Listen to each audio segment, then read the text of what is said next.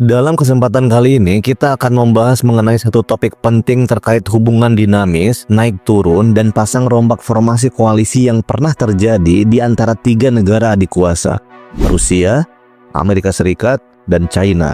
Konten video kali ini dirangkum dari hasil tulisan SM Rogov yang berjudul An Equilateral Triangle Russia-United States China in a New Geopolitical Environment.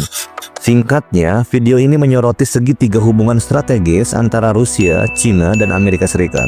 Kita tahu bahwa Amerika Serikat saat ini memiliki dua musuh besar, China di Asia dan Rusia di Eropa. Namun, tahukah kalian bahwa permusuhan yang kini dirasakan oleh Amerika Serikat atas dua kompetitornya tersebut sebenarnya memiliki sejarah panjang masa lalu yang berwarna? Mereka tidak melulu bertengkar, namun pernah juga berteman di masa lalu. Di masa Perang Dingin, China dan Rusia memang menjadi musuh utama Amerika Serikat di masa-masa awal. Keduanya berkoalisi dan berperang melawan Amerika Serikat yang dibuktikan dengan peperangan yang mereka lakukan bersama-sama di semenanjung Korea. Saat itu, Korea Utara disokong oleh Rusia, yang juga mendapatkan dukungan sukarela dari China. China mengirim bala bantuan sukarelanya ke medan pertempuran untuk berperang melawan Amerika Serikat yang saat itu berada di pihak Korea Selatan. Koalisi Rusia-China di masa-masa awal Perang Dingin memang disatukan atas dasar kesamaan ideologi. Keduanya menganut komunisme. Namun sayangnya, koalisi yang terjalin di antara keduanya pecah beberapa tahun berikutnya, tepatnya di tahun 60-an. Saat itu, China dan Rusia bertikai soal perbatasan wilayah mereka di sekitar Sungai Amur dan Sungai Ussuri. Perang pun pecah dan tak bisa dihindari. Tapi jauh sebelum perang perbatasan itu pecah, hubungan Rusia dan China sebenarnya sudah memburuk ketika Stalin meninggal dunia, kemudian digantikan oleh Khrushchev. Saat itu, Khrushchev banyak meninggalkan legasi kebijakan yang pernah diambil oleh Stalin. Parahnya, Khrushchev pernah mengkampanyekan apa yang disebut sebagai destalinisasi dan menganggap pengkultusan terhadap personalitas dan kebijakan Stalin berbahaya bagi masyarakat Rusia. Kebijakan ini tentu ditentang oleh Mao, karena Mao sendiri dikultuskan di Cina. Inilah yang memperburuk situasi awal antara Rusia dan China sebelum konflik perbatasan pecah di tahun 1960-an. Di samping itu, penyebab memburuknya hubungan antara kedua negara komunis itu juga karena sikap Khrushchev yang dianggap Mao terlalu kooperatif terhadap Amerika Serikat. Tak aneh jika akhirnya peperangan di antara keduanya tidak terelakkan lagi, dan akhirnya mereka berperang di perbatasan masing-masing. Perpecahan antara Rusia dan China justru menjadi peluang dan kesempatan bagi Amerika Serikat untuk mendekati China agar sama-sama mau melawan hegemoni Rusia. Saat itu, salah seorang diplomat AS terkenal, Henry Kissinger, melakukan diplomasi diam-diam yang akhirnya berhasil mewujudkan kunjungan Presiden Nixon ke China di tahun 1972. Ini merupakan pembicaraan awal soal masa depan hubungan antara China dan Amerika Serikat. Hubungan ini semakin baik tatkala di tahun 1979, China dan AS di bawah Presiden Jimmy Carter resmi membuka hubungan diplomatik kedua negara.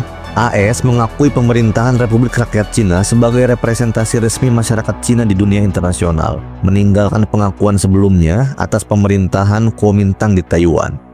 Seiring berjalannya waktu, hubungan antara Amerika Serikat dan China saling menguntungkan satu sama lain. China mulai membangun perekonomiannya lewat bantuan Amerika Serikat, mulai dari investasi, perdagangan, dan juga dukungan Amerika Serikat terhadap keanggotaan China di WTO.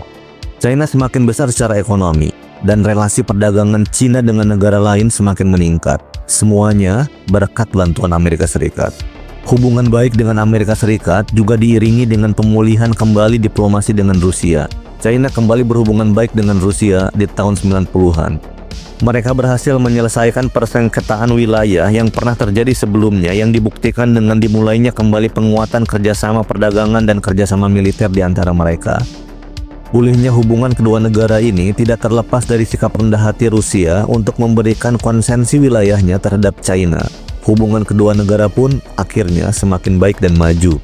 Tapi di tahun 90-an, Amerika Serikat semakin mengukuhkan eksistensinya di panggung politik global. Tidak ada penentang setara saat itu. Uni Soviet yang runtuh berkeping-keping di tahun 1991 berada dalam posisi yang sangat lemah. Sementara China masih berupaya untuk bangkit. Rezim unipolar atau rezim Amerika Serikat menjadi satu-satunya adidaya yang paling kuat baik secara ekonomi maupun militer. Pengaruhnya tersebar di seantero penjuru dunia. Namun kejayaan yang saat itu direngkuh oleh Amerika Serikat kini telah menghadapi ancaman baru. Kebangkitan ekonomi Cina semakin tak terbendung. Cina bahkan mulai mentransformasi kekuatan ekonominya menjadi kekuatan militer.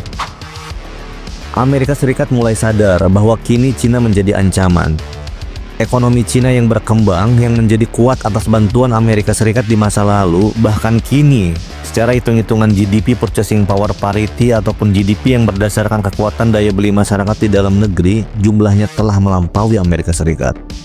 Meski begitu, dalam hitung-hitungan exchange rate ataupun hitung-hitungan nilai tukar mata uang negara di pasar global, nilai tukar mata uang Cina faktanya masih jauh di bawah Amerika Serikat. Selain menghadapi Cina yang telah bangkit dalam kekuatan ekonominya dan mulai mengubah kekuatan ekonominya menjadi kekuatan militer yang bisa dilihat dari ragam teknologi perang yang mereka kembangkan, termasuk pengembangan potensi nuklir yang dimiliki, Amerika Serikat juga masih harus menghadapi tantangan dan ancaman dari militer Rusia. Rusia tidak selemah dulu, Rusia juga mulai bangkit, dan kini kita tahu bahwa di dunia ini hanya ada dua kekuatan nuklir terbesar, yakni Rusia dan Amerika Serikat.